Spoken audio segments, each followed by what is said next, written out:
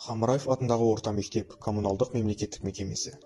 Жас маман Сұтқабеков Дәурен Нұрсұлтанұлы. Ақырын жүріп, анықпас, еңбегін кетпес далаға, ұстаздық қылған жалықпас, үйретуден балаға. Абай Құнанбайұлы. Эссе: менің жүрегімнің мектебі.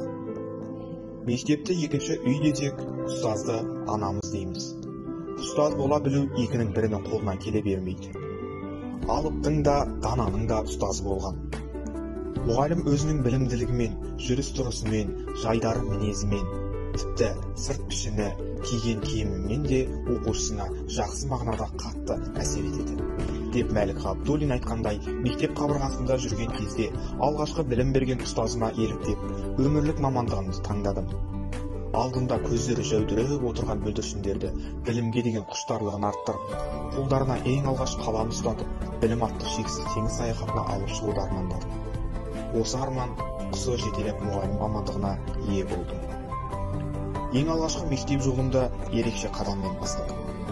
100 жылдық тарихы бар қасиетті білім ордасы Хамраев атындағы орта мектепте ең алғаш, тұңғыш рет бірінші А сыныбы қазақ сыныбына білім беру мәртебесіне ие болды.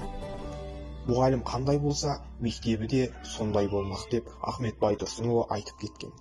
Мектепке алғашқы келген күннен бастап, мектеп ұжымы, мектеп әкімшілігі жылы қабақпен қарсы алды.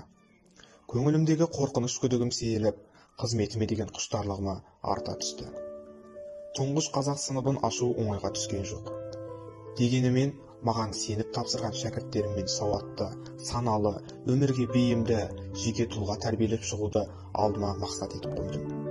Өйткені, өзіме сеніп тапсырған міндетті абыроймен атқарып, өзге сыныптардың ашылуына себеп болатынымды түсіндім. Абай атамыз айтқандай, ұстазсыз шәкірт тұл, шәкіртсіз ұстаз тұл деп адам баласының кісі болып қалыптасуымен көбінесе ұстазға байланысты деп ерекше атап өткен. Бүгінгі таңда бізге, мұғалімдерге ең қасиетті нәрсе заман талабына сай лайықты жаңа адам қалыптастыру. Тәрбиелеп өсіру. Сондықтан жаңартылған бағдарламаны түсініп, әр сабағымды нәтижелі өтуіме тәжірибелі ұстаздар көмек беріп, бағыт-бағдар көрсетті. Әр кеңесті, ұсынысты мұқият тыңдап, көкейіме құйып отырдым. Келесі күнгі сабағыма ыждағатпен дайындалдым. Ұстаздық жолдың оңай емес екенін түсіндім.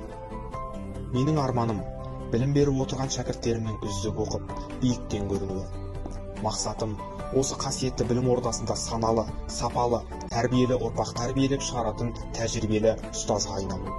Мен осы мақсатыма жету жолында бар күш-жігерімді жұмсап, аянбай еңбек етіп, өзімнің көздеген мұратымның жұлдызы болатындығыма сенімдімін. Кім боласың? Қандай өмір сүресің, ол өзіңнің үлесің.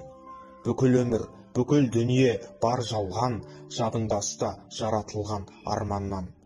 Өміріңнің аяғы жоқ, басы жоқ, өлген артық, армансыз болып қалғаннан деп Мұқағали Мақатаев айтқандай, өз арманым, мақсатыма міндетті түрде жетемін.